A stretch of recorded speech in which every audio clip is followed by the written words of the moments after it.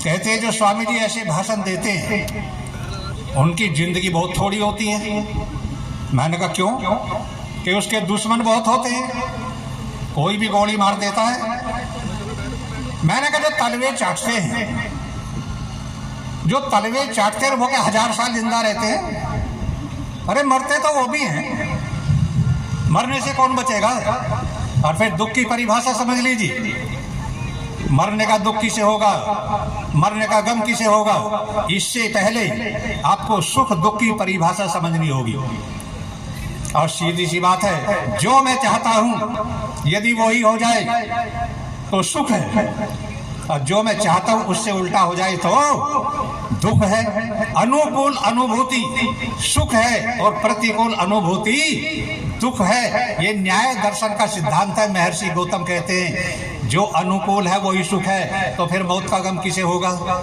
मौत का गम उसे होगा जिसे जीने की तमन्ना होगी। मुझे जीने की तमन्ना नहीं है, इसलिए मरने का गम नहीं है। क्यों? शोके शहादत, जिसे शहीद होने का शौक है वो मरने से क्यों डरेगा?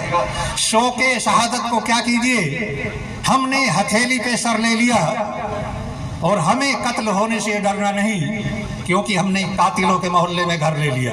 जिस आदमी का घर ही कातिलों के मोहल्ले में होगा, जो रात दिन कातिलों के मोहल्ले में रहता होगा, वो मरने से डरेगा तो कहाँ तक डरेगा? और तुम डर करके जाओगे कहाँ? रोहिंग्या भागे भारत में आए, तुम्हें भागना पड़ेगा। कहाँ जाओगे? कोई वतन है, कहीं जाएगा क्या?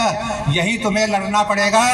इसलिए एक काम करो, शस्त्र संभालो, क्योंकि जहाँ शस्त्र नहीं है शास्त्रों से बात बनने वाली नहीं है। केवल उपदेशों से भाषणों से काम चलता तो विश्वामित्र को राम को ले जाना ना पड़ता, उसका यज्ञ सफल हो जाता। लेकिन विश्वामित्र का यज्ञ सफल जब हुआ जब धनुर्धारी बनकर के राम मोर्चा संभाल लिया, सारा काम समय से हो गई। जहाँ शस्त्र बल नहीं, शास्त्र वहां पछताते या रोते।